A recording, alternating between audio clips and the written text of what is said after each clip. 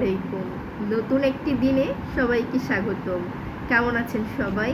আজকে আমি প্রথম সামনে এসে ব্লগ ভিডিও তৈরি করছি ইউটিউবের জন্য।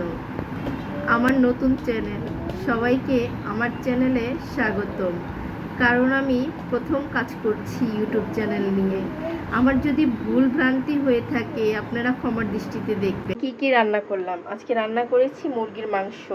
এটা হয়েছে দেশি মুরগির মাংস।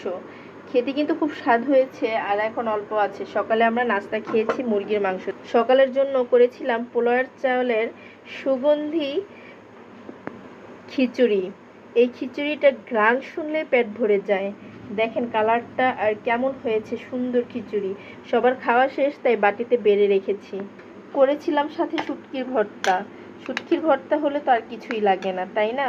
সাথে ছিল লেবু। কালকের রান্না করা ছিল গরুর মাংস। এখানে করে রেখেছি ডিমের বোনা।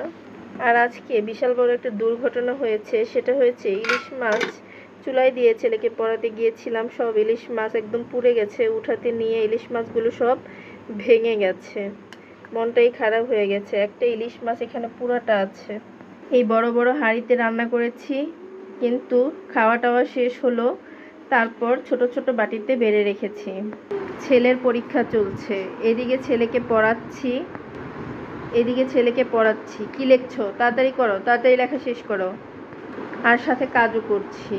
সংসারের টুকিটাকি অনেক কাজ থাকে, তাই সব কাজ এক হাতে করতে হয়। এইদিকে মেয়ে বসে বসে সারাক্ষণ এই যে মোবাইল দেখে। বাইরে আজ 2 দিন যাবৎ প্রচণ্ড বৃষ্টির কারণে ছেলেকে স্কুলে নেওয়াটা খুবই কষ্ট হয়ে যাচ্ছে। আম এনে রেখেছিল, এক খাচ্ছি। এই যে আমগুলো খেতে খেতে আর এই কয়টা আছে। আমগুলো বেশি মজা না, এখন আর আম কেন জানি মজা লাগে না। ঘরের প্রথম লিচু কেমন হয় চলুন দেখি। এই যে লিচুগুলো এখনো হৃষ্টপুষ্ট হয়নি, খুবই কম হৃষ্টপুষ্ট।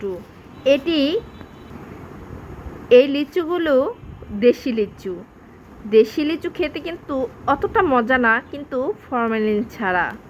তো চলুন একটা লিচু খেয়ে দেখি কেমন। লিচু তো এনেছে, লিচু একটা খেয়ে দেখবো না, তা কি হয়? তো সাথে সাথে ভিডিও করার সাথে সাথে আপনাদের সাথে শেয়ার করলাম আমি কিভাবে লিচু ছিলে খাই। এক হাতে মোবাইল, তাই দাঁত দিয়ে লিচুটা ছিললাম। আবার ভাবতেছিলাম পোকা আছে কিনা, কিন্তু লিচুটা এত টক, কোনো পোকা নেই, খুব টক। দেখেন আমার মুখের অবস্থা দেখে বুঝতে পারছেন লিচুগুলো কত টক ছিল, কিন্তু খেতে ভালোই লেগেছে। হঠাৎ করে ছেলে বলতেছে বার্গার খাবে। তোর বাবা বলল চলো বার্গার খেতে নিয়ে যাই। তো আমাদের এখানেই নিচে মোটু একটা রেস্টুরেন্ট আছে, সেখানে গেলাম।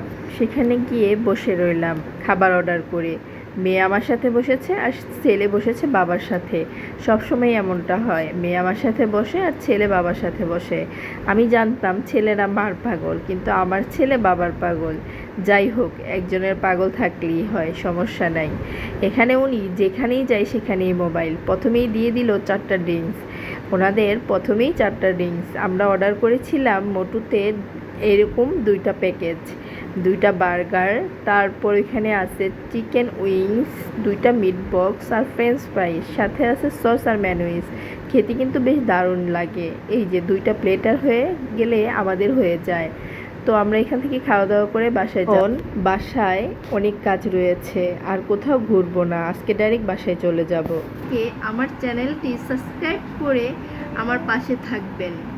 আমার ছোট্ট একটা সংসার, এই সংসারে আমি সারাদিন কি করব, কোথায় ঘুরতে যাব, বাচ্চাদের নিয়ে সময় কাটাবো, সম্পূর্ণ ভিডিও দেব আপনাদের সাথে। আপনারা যদি আমার ব্লগ ভিডিওগুলো দেখতে ইচ্ছুক থাকেন কমেন্ট বক্সে জানাবেন।